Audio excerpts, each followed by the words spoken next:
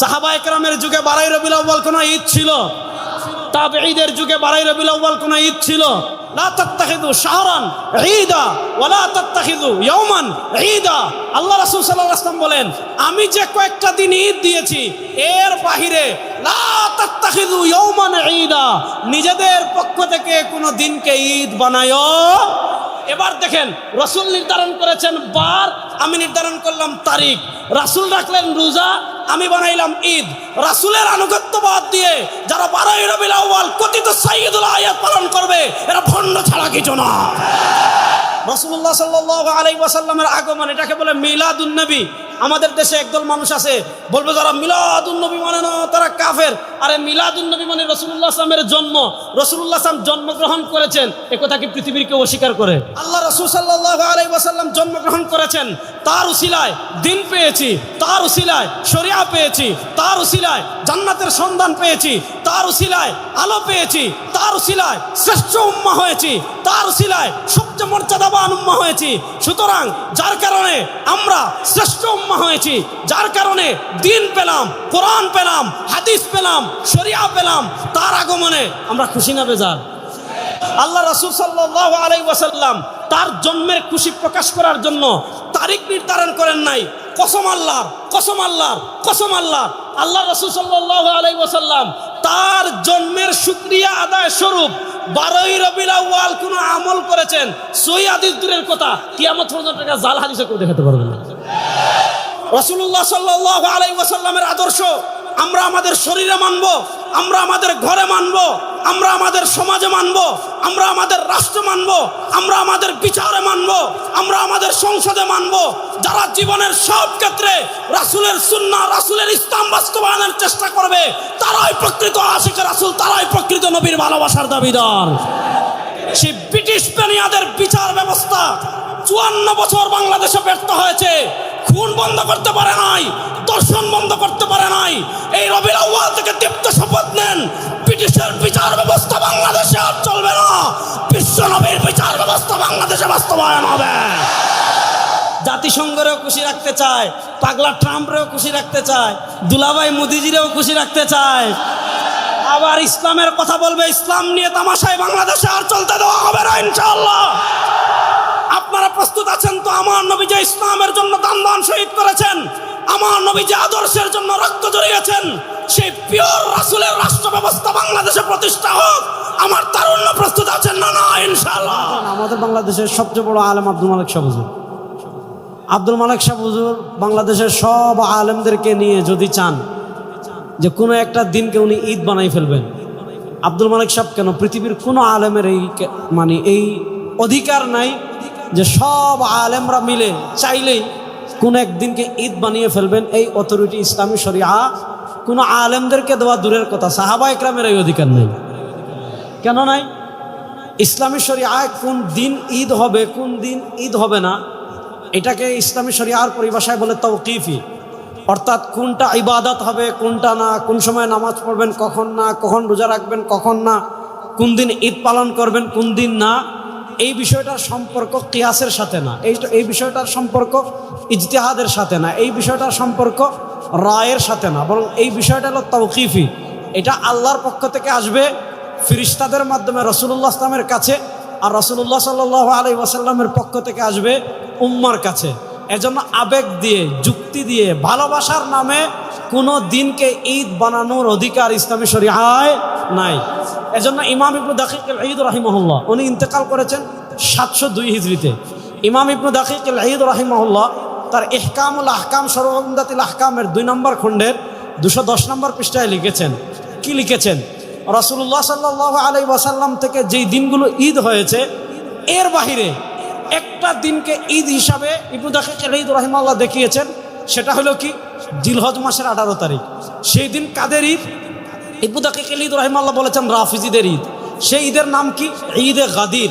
আমাদের বাংলাদেশে দেখবেন এই বছর 18 জিলহজ বিশাল আনুষ্ঠানিকতা করে একটা ঈদ পালন করা হয়েছে, যে ঈদের নাম হলো ঈদে গাদির। এরকম রাসূলুল্লাহ সাল্লাল্লাহু আলাইহি ওয়াসাল্লামের আমাদেরকে যে কয়েকটা দিন ঈদ বানিয়ে গিয়েছিলেন, এর বাহিরে প্রথম শিয়া রাফিদিরা হযরত আলী রাদিয়াল্লাহু তাআলার মহব্বতের নামে একটা ঈদ বানিয়ে ফেলেছিল। যেই ঈদের নাম হলো ঈদ গাদির খুম। এটা ইবনু দাকিক আল ঈদ রাহিমাহুল্লাহ তার ইহকামুল আহকামে লিখেছেন। এরপরে আবার আরেকটা ঈদ অনেক বছর পরে হয়েছে 12 রবিউল আউয়াল, যে ঈদের নাম হলো ঈদে মিলাদুন নবী। আমি আপনাদেরকে শুধু দুইটা কথা বলি। ইমাম ইবনে রজব হাম্বলী রাহিমাহুল্লাহ 795 হিজরিতে ইন্তেকাল করেছেন। তার লিখিত লাতাইফুল মাআরিফ ফি মালি মাওয়াসিমিল আম মিনাল ওয়াযাইফ এই কিতাবে পাবেন। মুসান্নাফে আব্দুর রাজ্জাক থেকে হাদিস এনেছেন। ইমাম আব্দুর রাজ্জাক আস-সানাআনী রাহিমাহুল্লাহ যিনি 210 হিজরিতে ইন্তেকাল করেছেন, তিনি তার মুসান্নাফে আব্দুর রাজ্জাকের কিতাবুস সিয়ামের বাবু আশহুরুল হুরুম তাউস থেকে মুরসাল সূত্রে হাদিস এনেছেন। আর তাউসের মুরসাল গ্রহণযোগ্য, এটা সারা দুনিয়ার উলামা ইকরাম ঐক্যমত। আল্লাহ রাসূল সাল্লাল্লাহু আলাইহি ওয়াসাল্লাম স্পষ্ট ভাষায় বলেছেন, লা তাত্তাখিযু শাহরান ঈদা ওয়ালা তাত্তাখিযু ইয়াওমান ঈদা। একদম সহিহ হাদিস। আল্লাহ রাসূল সাল্লাল্লাহু আলাইহি ওয়াসাল্লাম তার উম্মতকে সতর্ক করেছেন যে আমি তোমাদেরকে যে কয়েকটা দিন ঈদ দিয়েছি, আমি তোমাদেরকে বাৎসরিক ঈদ দিয়েছি ঈদুল ফিতর, আমি তোমাদেরকে বাৎসরিক ঈদ দিয়েছি ঈদুল আজহা, আমি তোমাদেরকে সাপ্তাহিক ঈদ দিয়েছি জুমার দিন, আমি তোমাদেরকে যে সকল দিন ঈদ দিয়েছি, অর্থাৎ শারঈ রাসূলুল্লাহ সাল্লাল্লাহু আলাইহি ওয়াসাল্লাম থেকে যে কয়েকটা দিন ঈদ এসেছে, এরপরে কোনো দিনকে আমরা ঈদ বানাতে পারবো কিনা, কোনো ফকিরা ঈদ বানাতে পারবে কিনা, মুজতাহিদরা ঈদ বানাতে পারবে কিনা, উলামায়ে কেরাম ঈদ বানাতে পারবে কিনা, রাষ্ট্র চাইলে ঈদ বানাতে পারবে কিনা, আল্লাহ রাসূল সাল্লাল্লাহু আলাইহি ওয়াসাল্লাম স্পষ্ট নিষেধ করেছেন। কি নিষেধ করেছেন? তিনি বলেন, আমার উম্মাহ শুনো, লা তাত্তাখিযু শাহরান ঈদা ওয়ালা তাত্তাখিযু ইয়াওমান ঈদা। আল্লাহ রাসূল সাল্লাল্লাহু আলাইহি ওয়াসাল্লাম বলেন, আমি যে কয়েকটা দিন ঈদ দিয়েছি এর বাহিরে লা তাত্তাখিযু ইয়াওমান ঈদা, নিজেদের পক্ষ থেকে কোনো দিনকে ঈদ বানায়ো না। এজন্য ইমাম ইবনে রজব হাম্বলী রাহিমাহুল্লাহ তাআলা লাতাইফুল মাআরিফে লিখেছেন, বুখারী শরীফের একটা বিখ্যাত ব্যাখ্যা গ্রন্থের কথা আমরা জানি, ফাতহুল বারী, যেটা ইবনে হাজার আসকালানী লিখেছেন। এছাড়া ফাতহুল বারী নামে আরেকটা বিখ্যাত ব্যাখ্যা গ্রন্থ আছে, যেটা ইবনে হাজার আসকালানী রাহিমাহুল্লাহর আগে ইমাম ইবনে রজব হাম্বলী রাহিমাহুল্লাহ লিখেছেন। ইমাম ইবনে রজব হাম্বলী রাহিমাহুল্লাহ তাআলা লাতাইফুল মাআরিফে লিখেছেন। ইমাম ইবনে রজব হাম্বলী রাহিমাহুল্লাহ তার ফাতহুল বারীতে লিখেছেন, রাসূলুল্লাহ সাল্লাল্লাহু আলাইহি ওয়াসাল্লাম যে কয়েকটা দিনকে ঈদ বানিয়েছেন, ওয়ামা আদা যালিকা ফাত্তিখাযুহু মাওসিমান ওয়া ঈদান বিদআতুন লা আসলাহু ফিশ শরিয়া। রাসূল করিম সাল্লাল্লাহু আলাইহি ওয়াসাল্লাম যে কয়েকটা দিনকে ঈদ বানিয়েছেন, এর বাইরে কোনো দিনকে ঈদ বানানো বিদআ, লা আসলাহু ফিশ শরিয়া, ইসলামী শরিয়া এটার কোনো ভিত্তি নাই। এবার আপনাদের কাছে আমি জানতে চাই, রাসূলুল্লাহ সাল্লাল্লাহু আলাইহি ওয়াসাল্লামের যুগে 12 রবিউল আউয়াল কোনো ঈদ ছিল? বড় আসতে বলেন, 12 রবিউল আউয়াল কোনো ঈদ ছিল? সাহাবায়ে কেরামের যুগে 12 রবিউল আউয়াল কোনো ঈদ ছিল? তাবেঈদের যুগে 12 রবিউল আউয়াল কোনো ঈদ ছিল? এটা আপনি ইমাম ইবনে কাসির রাহিমাহুল্লাহ লিখেছেন, আরো অনেক ইমামগণ লিখেছেন। এটা ইরবিলের বাদশাহ মুজাফফর উদ্দিন শুরু করেছেন, আমি সেই দিকে যাচ্ছি না। এবার বুঝেন, রাসূলুল্লাহ সাল্লাল্লাহু আলাইহি ওয়াসাল্লাম রবিউল আউয়ালে জন্মগ্রহণ করেছেন, রাসূলুল্লাহ সাল্লাল্লাহু আলাইহি ওয়াসাল্লাম পৃথিবীতে এসেছেন। আমরা খুশি না বেজার? জুড়ে বলেন, আমরা খুশি না বেজার? রাসূলুল্লাহ সাল্লাল্লাহু আলাইহি ওয়াসাল্লাম পৃথিবীতে আসছেন, আমরা খুশি না বেজার? দেখি আমরা কারা কারা খুশি, একটু হাত তুলি তো। রাসূলুল্লাহ ইসলামের আগমনে আমরা খুশি না বেজার? রাসূলুল্লাহ সাল্লাল্লাহু আলাইহি ওয়াসাল্লামের আগমন, এটাকে বলে মিলাদুন নবী। আমাদের দেশে একদল মানুষ আছে, বলবে যারা মিলাদুন নবী মানে না তারা কাফের। আরে মিলাদুন নবী মানে রাসূলুল্লাহ ইসলামের জন্ম, রাসূলুল্লাহ ইসলাম জন্মগ্রহণ করেছেন, এ কথা কি পৃথিবীর কেউ অস্বীকার করে? আরে ভাই, রাসূলুল্লাহ ইসলাম জন্মগ্রহণ না করলে আপনি তার উম্মত হলেন কেমনে? রাসূলুল্লাহ ইসলাম জন্মগ্রহণ না করলে আপনি শরিয়া পেলেন কেমনে? রাসূলুল্লাহ ইসলাম জন্মগ্রহণ না করলে আপনি দিন পেলেন কেমনে? তো মিলাদুন নবী মানে রাসূলুল্লাহ সাল্লাল্লাহু আলাইহি ওয়াসাল্লামের জন্ম। আল্লাহ রাসূল সাল্লাল্লাহু আলাইহি ওয়াসাল্লাম জন্মগ্রহণ করেছেন, তার উসিলায় দিন পেয়েছি, তার উসিলায় শরিয়া পেয়েছি, তার উসিলায় জান্নাতের সন্ধান পেয়েছি, তার উসিলায় আলো পেয়েছি, তার উসিলায় শ্রেষ্ঠ উম্মাহ হয়েছি, তার উসিলায় সবচেয়ে মর্যাদাবান উম্মাহ হয়েছি। সুতরাং যার কারণে আমরা শ্রেষ্ঠ উম্মাহ হয়েছি, যার কারণে দিন পেলাম, কোরআন পেলাম, হাদিস পেলাম, শরিয়া পেলাম, তার আগমনে আমরা খুশি না বেজার? জুড়ে বলেন, খুশি না বেজার? এবার বলেন, রাসূলুল্লাহ সাল্লাল্লাহু আলাইহি ওয়াসাল্লাম পৃথিবীতে আগমন করেছেন, আমরা খুশি। সেই খুশি আমরা প্রকাশ করতে চাই কি চাই না? চাই। বলেন, সেই খুশি আমরা প্রকাশ করতে চাই কি চাই না? চাই। এবার আমরা বলি রাসূলুল্লাহ সাল্লাল্লাহু আলাইহি ওয়াসাল্লামের আগমনে আমরাও খুশি, রাসূলুল্লাহ সাল্লাল্লাহু আলাইহি ওয়াসাল্লামের জন্মের খুশি আমরা প্রকাশ করতে চাই। এবার প্রশ্ন হলো, রাসূলুল্লাহ সাল্লাল্লাহু আলাইহি ওয়াসাল্লামের জন্মের খুশি আমরা কিভাবে প্রকাশ করব? উত্তর হলো, রাসূলুল্লাহ সাল্লাল্লাহু আলাইহি ওয়াসাল্লামের জন্মের খুশি আমরা প্রকাশ করতে চাই ওইভাবে যেইভাবে করেছেন রাসূল সাল্লাল্লাহু আলাইহি ওয়াসাল্লাম, যেইভাবে করেছেন সাহাবায়ে কেরাম। এবার প্রশ্ন হলো, রাসূল করিম সাল্লাল্লাহু আলাইহি ওয়াসাল্লাম তার জন্মের খুশি কিভাবে প্রকাশ করেছেন? এটা জানার জন্য পৃথিবীর এত দূরে যাবার দরকার নাই। আপনি সহিহ মুসলিমে যান, সহিহ মুসলিমের কিতাবুস সিয়াম অধ্যায়ে ইমাম মুসলিম রাহিমাহুল্লাহ হাদিস এনেছেন। হযরত আবু কাতাদা আনসারী রাদিয়াল্লাহু তাআলা থেকে বর্ণিত হাদিস, সুইলা আন সিয়াম ইয়াউমিল ইসনাইন, আল্লাহ রাসূল সাল্লাল্লাহু আলাইহি ওয়াসাল্লাম সপ্তাহে প্রত্যেক সোমবারে রোজা রাখতেন। আবু কাতাদা আনসারী বলেন, রাসূলুল্লাহ সাল্লাল্লাহু আলাইহি ওয়াসাল্লামকে জিজ্ঞাসা করা হলো, আপনি প্রত্যেক সোমবারে কেন রোজা রাখেন? আল্লাহ রাসূল সাল্লাল্লাহু আলাইহি ওয়াসাল্লাম তিনটা কারণ বলেছেন। দুই কারণ পাওয়া যায় মুসলিম শরীফে, আরেক কারণ পাওয়া যায় শামাইলে তিরমিজিতে।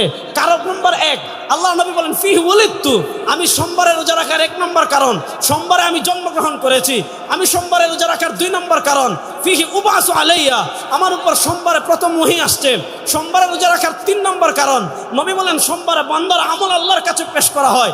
ইন্নী উহিব্বু আন উরাদা আমালি ওয়া আনা সাইম, সরকারে দু আলম বলেন আমি পছন্দ করি আমার আমলকে এমন অবস্থায় আল্লাহর কাছে পেশ করা হোক যে আমি রোজাদার। এবার দেখেন, একটা হলো জন্মবার আর একটা হলো জন্ম তারিখ। জন্মবার সপ্তাহে আসে একবার, জন্ম তারিখ বছরে আসবে একবার। আমাদের আপা 5 আগস্ট পলাইছেন, আচ্ছা তাহলে 5 আগস্ট বছরে আসে একবার। উনি পলাইছেন কিবারে? সম্ভবত রবিবারে। রবিবার আসে কিবার? সপ্তাহে একবার। মনে করেন আজকের এই মাহফিল, এটা কত তারিখ? 11 আগস্ট, 21 আগস্ট। 21 আগস্ট বছরে আসে একবার। বার হলো কি? শুক্রবার। বার আসে সপ্তাহে একবার। এবার একটা জিনিস খেয়াল করেন, আল্লাহ রাসূল সাল্লাল্লাহু আলাইহি ওয়াসাল্লাম তার জন্মের খুশি স্বরূপ কি করছেন? এক নাম্বার, তিনি তার জন্মের শুকরিয়া আদায় করার জন্য তারিখ নির্ধারণ করেন নাই, তিনি তার জন্মের শুকরিয়া স্বরূপ নির্ধারণ করেছেন বারকে। বার আসে সপ্তাহে একবার, মাসে আসে কমসে কম 4 বার। 12 মাসে যদি 1 বছর হয়, 4 বারো 48। আল্লাহ রাসূল সাল্লাল্লাহু আলাইহি ওয়াসাল্লাম তার জন্মের খুশি প্রকাশ করার জন্য তারিখ নির্ধারণ করেন নাই। কসম আল্লাহ, কসম আল্লাহ, কসম আল্লাহ, আল্লাহ রাসূল সাল্লাল্লাহু আলাইহি ওয়াসাল্লাম তার জন্মের শুকরিয়া আদায় স্বরূপ 12ই রবিউল আউয়াল কোন আমল করেছেন। সহিহ হাদিস দূরের কথা, কিয়ামত পর্যন্ত জাল হাদিসে কেউ দেখাতে পারবে না, জাল হাদিসে দেখাতে পারবে না। আল্লাহ রাসূল সাল্লাল্লাহু আলাইহি ওয়াসাল্লাম তার জন্মের শুকরিয়া স্বরূপ কি করেছেন? তারিখ নির্ধারণ করেন নাই, সোমবারে রোজা রেখেছেন। এবার দেখেন আমাদের কাজ কি? ইতাআতে রাসূল। আল্লাহ বলেছেন মান ইউতিউর রাসূলা ফাকাদ আতা আল্লাহ। আল্লাহ বলেছেন ইয়া আইয়ুহাল্লাযীনা আমানু আতিউল্লাহ ওয়া আতিউর রাসূল। আল্লাহ বলেছেন মা আতাকুমুর রাসূলু ফাখুযু ওয়া মা নাহাকুম আনহু ফান্তাহু। আল্লাহ বলেছেন মা কানা লিমুমিন ما كان لمؤمن ولا مؤمنة إذا قضى الله ورسوله أمرا أن تكون لكم الخيارة بينهم। আল্লাহ তাআলা বলেছেন মাইয়ুতির রাসূলা ফাকাদ আতা আল্লাহ, যারা রাসূলের আনুগত্য করবে তারা আল্লাহর আনুগত্য করবে। এবার দেখেন রাসূল নির্ধারণ করেছেন বার, আমি নির্ধারণ করলাম তারিখ। রাসূল রাখলেন রোজা, আমি বানাইলাম ঈদ। রাসূলের আনুগত্য বাদ দিয়ে যারা 12ই রবিউল আউয়াল কথিত সাইয়্যিদুল আয়াত পালন করবে, এরা ভণ্ড ছাড়া কিছু না। প্রকৃত আশিকে রাসূল প্রমাণিত হবে ইতাআতে রাসূলের মাধ্যমে। সময় কম, আমি সংক্ষিপ্ত করছি। জীবনের সব ক্ষেত্রে রাসূলুল্লাহ সাল্লাল্লাহু আলাইহি ওয়াসাল্লামের আনুগত্য যারা করবে তারাই প্রকৃত আশিকে রাসূল। আর যাদের জীবনের সব ক্ষেত্রে রাসূলুল্লাহ সাল্লাল্লাহু আলাইহি ওয়াসাল্লামের আনুগত্য নাই, তারা যত আশিকে রাসূল দাবি করুক, ইশকে রাসূলের সাথে তাদের কোনো সম্পর্ক নাই। এবার বলেন জীবনের সব ক্ষেত্রে রাসূলুল্লাহ সাল্লাল্লাহু আলাইহি ওয়াসাল্লামের আনুগত্য করার জন্য আমরা প্রস্তুত আছি তো ইনশাআল্লাহ? জীবনের সব ক্ষেত্রে রাসূলুল্লাহ সাল্লাল্লাহু আলাইহি ওয়াসাল্লাম আমাদের আদর্শ। লাকাদ কানা লাকুম ফি রাসূলিল্লাহি উসওয়াতুন হাসানাহ। আল্লাহ তাআলা পবিত্র কোরআনে স্পষ্ট ভাষায় বলেছেন লাকাদ কানা লাকুম ফি রাসূলিল্লাহি উসওয়াতুন হাসানাহ, তোমাদের জন্য তোমাদের রাসূল হলেন সর্বোত্তম আদর্শ। রাসূলুল্লাহ সাল্লাল্লাহু আলাইহি ওয়াসাল্লামের আদর্শ আমরা আমাদের শরীরে মানব, আমরা আমাদের ঘরে মানব, আমরা আমাদের সমাজে মানব, আমরা আমাদের রাষ্ট্র মানব, আমরা আমাদের বিচারে মানব, আমরা আমাদের সংসদে মানব। যারা জীবনের সব ক্ষেত্রে রাসূলের সুন্নাহ, রাসূলের ইসলাম বাস্তবায়নের চেষ্টা করবে, তারাই প্রকৃত আশিকে রাসূল, তারাই প্রকৃত নবীর ভালোবাসার দাবিদার। আমি শেষ আরেকটা কথা বলি শুনেন। 1947 সালে ব্রিটিশ বিদায় নিয়েছে। 2024 সালে শেখ হাসিনা পালিয়েছিলেন। শেখ হাসিনা পালানোর পর বাংলাদেশে অনেকগুলো সংস্কার কমিশন গঠন হয়েছিল। কেন হয়েছিল? 17 বছর তারা অবৈধভাবে ছিল। যা কিছু রেখে গিয়েছে সেগুলা পরিবর্তন করার জন্য, সংস্কার করার জন্য সংস্কার কমিশন গঠন করা হয়েছে। আমি আমার তারুণ্যের কাছে জানতে চাই, আমি আমার যুবকদের কাছে জানতে চাই, আমি আমার এই তাওহীদ প্রিয় জনতার কাছে জানতে চাই, 1803 সাল থেকে নিয়ে 1947 সাল পর্যন্ত যারা আমাদের দেশ দখল করে রেখেছিল, যারা আমাদের দেশে জুলুম করেছিল, যারা আমাদের দেশের সম্পদ লুণ্ঠন করেছিল, যারা আলেমদের উপর অত্যাচার করেছিল, সেই ব্রিটিশ বেনিয়ারা যে আইন আমাদের দেশে রেখে গিয়েছে, ব্রিটিশ বেনিয়ারা যে বিচার ব্যবস্থা আমাদের দেশে রেখে গিয়েছে, ব্রিটিশ বেনিয়ারা যে শিক্ষা ব্যবস্থা আমাদের দেশে রেখে গিয়েছে, ব্রিটিশ বেনিয়ারা যে অর্থনীতি আমাদের দেশে রেখে গিয়েছে, সেই ব্রিটিশ বেনিয়াদের বিচার ব্যবস্থা 54 বছর বাংলাদেশে ব্যর্থ হয়েছে। খুন বন্ধ করতে পারে নাই, দর্শন বন্ধ করতে পারে নাই। এই রবিউল আউয়াল থেকে দীপ্ত শপথ নেন, ব্রিটিশের বিচার ব্যবস্থা বাংলাদেশে আর চলবে না, বিশ্ব নবীর বিচার ব্যবস্থা বাংলাদেশে বাস্তবায়ন হবে। প্রস্তুত আছেন তো যুবকরা ইনশাআল্লাহ? প্রস্তুত আছেন তো যুবকরা ইনশাআল্লাহ? এই রবিউল আউয়ালে আমাদের দীপ্ত শপথ নিতে হবে। ইসলামের নাম নিয়ে কোনো মুনাফিকে বাংলাদেশে আমরা সহ্য করব না। আমাদের দেশে একদল দেখবেন কুচ আমেরিকা, কুচ ইন্ডিয়া, কুচ জাতিসংঘ, কুচ ইসলাম। আমেরিকারেও খুশি করতে চায়, ভারতরেও খুশি রাখতে চায়, জাতিসংঘরেও খুশি রাখতে চায়, পাগলা ট্রাম্পরেও খুশি রাখতে চায়, দুলাভাই মোদিজিরেও খুশি রাখতে চায়। আবার ইসলামের কথা বলবে, ইসলাম নিয়ে তামাশায় বাংলাদেশে আর চলতে দেওয়া হবে না ইনশাআল্লাহ। আপনারা প্রস্তুত আছেন তো? আমার নবী যে ইসলামের জন্য দান শহীদ করেছেন, আমার নবী যে আদর্শের জন্য রক্ত ঝরিয়েছেন, সেই পিওর রাসূলের রাষ্ট্র ব্যবস্থা বাংলাদেশে প্রতিষ্ঠা হোক। আমার তারুণ্য প্রস্তুত আছেন না? না ইনশাআল্লাহ।